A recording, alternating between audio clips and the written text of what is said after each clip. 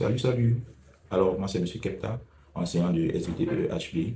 Et nous allons travailler aujourd'hui sur la première séquence du programme de Terminal D, qui est intitulée les échanges cellulaires. Alors, déjà, qu'est-ce qu'on entend par échange cellulaire? Ce que vous devez savoir, c'est que la cellule, en réalité, vit dans un environnement qui est son milieu de vie. Et elle a besoin, pour sa survie et son fonctionnement, d'échanger avec ce milieu, d'échanger de la matière.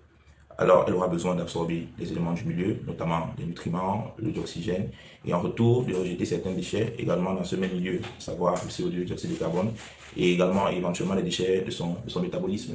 Donc, dans cette séquence, il est question pour nous d'expliquer, de comprendre comment se font les mécanismes, par quels mécanismes la cellule échange avec son milieu. Déjà, quels sont les types de molécules échangées, quelles sont les modalités d'échange de chaque type. Et après, quelles sont les conséquences de ces échanges sur la structure et la physiologie de la cellule.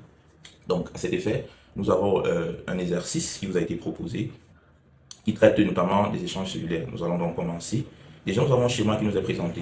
Alors, lorsque nous avons affaire à ce genre d'exercice, c'est-à-dire des exercices où nous avons des documents exploités, la première chose, c'est d'observer attentivement le document, de prêter attention vraiment à tous les détails, c'est-à-dire regarder qu'est-ce qui nous est présenté, faire attention à la moindre petite information, parce que c'est justement ces informations qui nous aident à répondre aux questions dans la suite.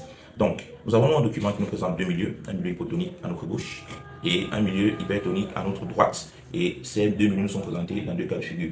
Le cas 1, ici, où on dit solution instable, et un deuxième cas où on a la solution stable. Donc, alors on a deux types de molécules présentées. On aura les molécules d'eau, qui sont illustrées là par des petits cercles, et on a les molécules de sucre ici, illustrées par des petits rectangles. Déjà, on va se rendre compte que dans le compartiment de droite, celui-ci, on a plus de molécules de sucre que dans le compartiment gauche.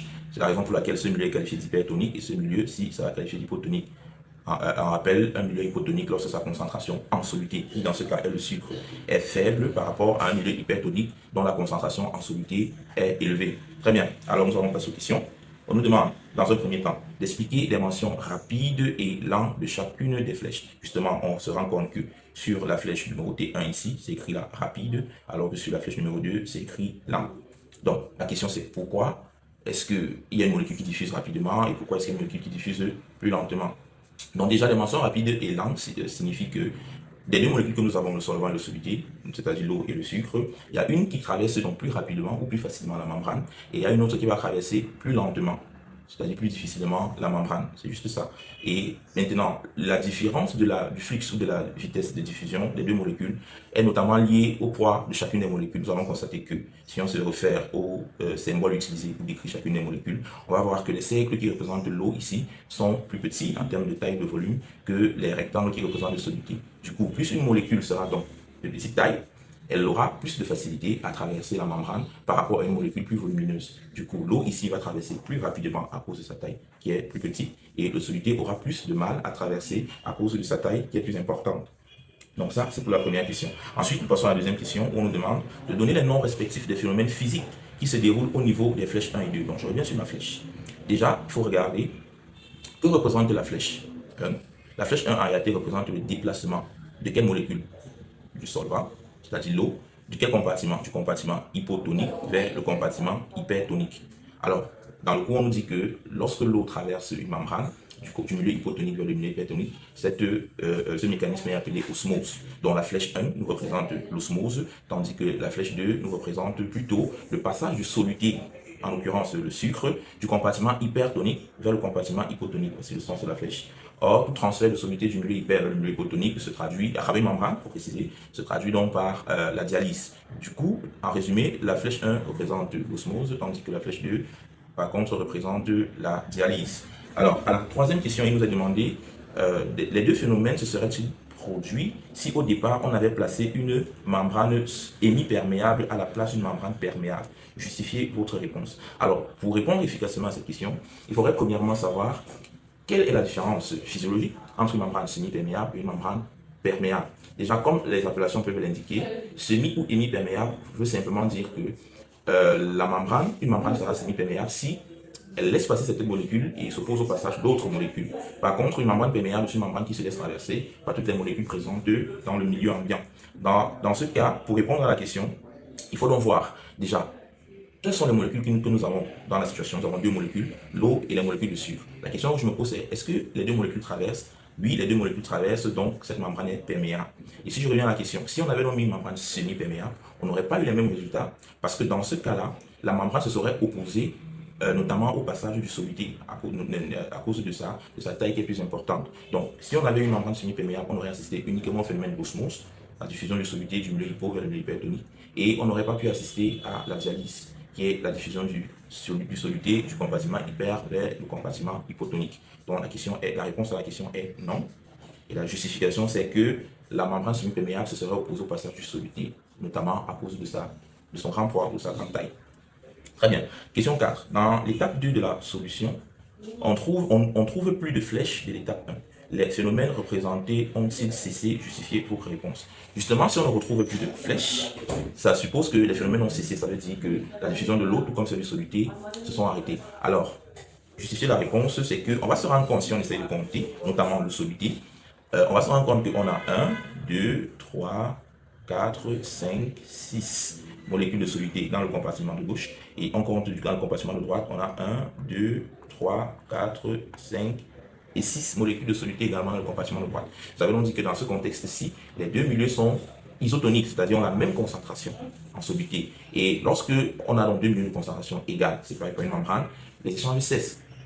Ou du moins le flux net est nul, c'est nul. La raison pour laquelle on n'aura donc pas de molécules, on n'aura plus de flèches dans l'étape 2, justement à cause de cette isotonie, de cet équilibre de concentration de part et d'autre. J'en profite donc pour rappeler justement que la force principale de la diffusion, c'est le gradient de concentration. Autrement dit, les molécules vont diffuser à travers la membrane s'il existe un gradient de concentration entre de part et d'autre de celle-ci, c'est-à-dire une différence de concentration dans les deux compartiments séparés par cette membrane. Et dans le concept de la diffusion, les déplacements se feront donc dans le sens d'équilibrer les concentrations de part et d'autre. Et une fois que l'équilibre de concentration est atteint, les phénomènes cessent justement parce que le moteur qui induit le déplacement, qui était la différence de concentration, n'est plus, ou alors est nul dans ce contexte. Très bien. Alors, afin d'entretenir son intégrité, la solution échange avec son milieu diverses substances. Donc, on va aller à la page suivante pour la suite de l'exercice. Très bien. On dit, les figures des documents 1 et 2 présentent deux moyens par lesquels les ions sont échangés entre la cellule et son milieu. Question 5. En ce qui concerne le document 2, donc là nous avons le document 2, la consigne est la même. Lorsqu'on a un document, on observe attentivement et on essaie de comprendre déjà, avant même de regarder les questions, qu'est-ce qui nous est présenté. Donc là, on voit cette structure-ci qui nous rappelle bien sûr la structure de la membrane plasmique avec la double couche de phospholipides. Et là, on a une protéine intégrée à travers laquelle se fait la diffusion d'une molécule. Très bien. Et on a vu le gradient de concentration. La gradient de concentration, en réalité ici, nous indique que les deux compartiments de la membrane sont de concentration différente. Ça peut déjà se voir si on essaie de compter les molécules de soluté dans le milieu extracellulaire par le milieu intracellulaire. On se rendra compte que ces molécules de soluté sont plus abondantes dans le compartiment extra que dans le compartiment intracellulaire. Alors, on nous demande, en ce qui concerne le document 2, petit a, nommer le type de transport qui est présenté. Alors, déjà, je me pose une question, le transport se fait dans quel sens? Je me rends compte que le transport va se faire dans le milieu le plus concentré vers le milieu le moins concentré, c'est-à-dire selon le gradient de concentration. Alors, lorsqu'une molécule se déplace selon le gradient de concentration, c'est-à-dire du compartiment où elle est le plus en abondance, le compartiment où elle est le moins représenté, on va nous parler de la diffusion, qui s'inscrit dans le même cadre que le transport actif. Et je consolide mes propos, je soutiens mes propos justement parce que je me rends compte que dans tout le processus qui permet le déplacement de cette molécule, il n'y a pas d'utilisation d'énergie. Il n'y a aucune référence au document qui m'indique que le transport nécessite de l'énergie. Alors, comme ce déplacement se fait sans utilisation d'énergie, on parlera donc de transport passif. Donc, pour la question A, simplement, le type de transport qui est représenté est le transport passif ou encore diffusion. Très bien. Après, on dit indiquer les caractéristiques de ce type de transport. Aussi, pour revenir à la question A, il faut préciser que si j'écris diffusion, il faudra préciser diffusion facilité. Parce que je me rends compte que le transport utilise en réalité une protéine membranaire pour s'effectuer. Donc, on dit indiquer les caractéristiques de ce transport. Alors, il s'agit d'indiquer les caractéristiques du transport passif ou de la diffusion. Le transport, déjà passif, comme on l'a dit, se fait sans utilisation d'énergie. Ensuite, il va se faire selon le gradient de concentration, c'est-à-dire du milieu le plus concentré vers le milieu le moins concentré. J'aimerais également attirer votre attention ici pour vous dire que chaque molécule qui se déplace dans ce contexte de la diffusion suit uniquement son propre gradient. Autrement dit, la molécule va se déplacer du compartiment où elle est le plus représentée vers le compartiment où elle est le moins représentée, sans tenir compte d'un éventuel autre soluté qui pourrait exister entre les deux compartiments de la membrane. Donc, pas d'utilisation d'énergie. Le transport se fait selon le gradient de concentration du milieu hypertonique vers le milieu hypotonique. Et ensuite, on peut ajouter également que ce transport passif peut utiliser ou pas des perméases, c'est-à-dire des protéines membranaires. Donc, si le transport se fait directement à travers la couche de phospholipides, comme ceci, on parlera donc de diffusion simple. La diffusion simple, donc, qui va se faire généralement par l'hyposolubilité, c'est-à-dire que les molécules liposolubles vont se solubiliser dans la bicouche phospholipidique et puis vont traverser du milieu hypertonique vers le milieu hypotonique, selon leur gradient de concentration. Alors, par contre, si les molécules utilisent une protéine de transport, la diffusion sera dite facilitée. Donc, je reprends pour les caractéristiques. Transport passif, pas d'utilisation d'énergie. Le transport s'effectue selon le gradient de concentration et peut utiliser ou pas des protéines de transport. Ensuite, à la question 5C, on nous demande de nommer la protéine assurant ce type de transport. Alors, dans le cas échéant, dans la figure que nous avons, cette protéine est un canal.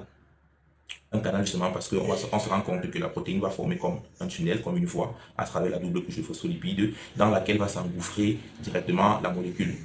Donc, on appelle les canaux, voilà. Et généralement, on parlera de canaux ioniques parce que ce sont des protéines qui sont spécifiques au déplacement des ions à travers la membrane.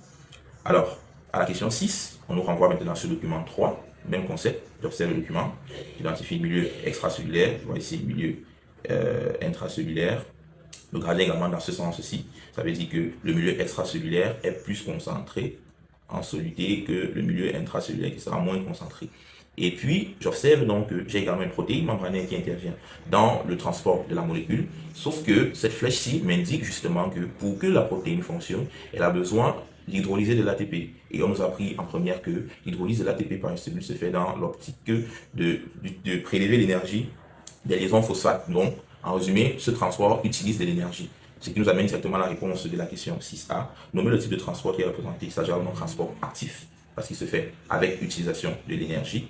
Et ensuite, à la question 6B, on nous demande d'indiquer les caractéristiques de ce type de transport. Alors, c'est pratiquement les caractéristiques inverses du transport passif. Donc ici, il y a utilisation de l'énergie, il y a le déplacement se fait du milieu.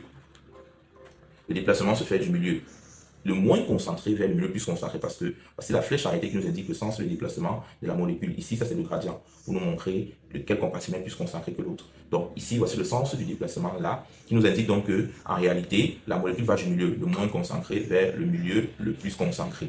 Donc le transport donc, actif se fait dans le sens contraire au gradient de concentration, c'est-à-dire on va dire contre le gradient de concentration. Et après, les transports actifs utilisent toujours des perméases, c'est-à-dire des protéines de transport, alors que le transport passif peut l'utiliser ou pas.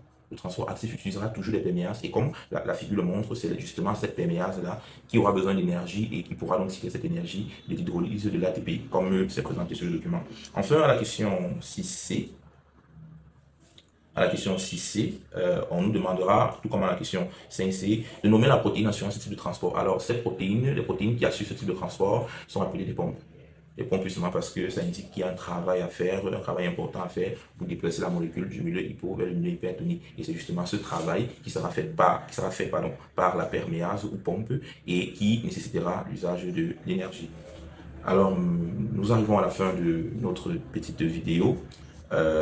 J'espère que les explications vous seront utiles et surtout, continuez, restez abonnés à la chaîne Viagec et bon courage et à très bientôt pour une nouvelle séquence vidéo.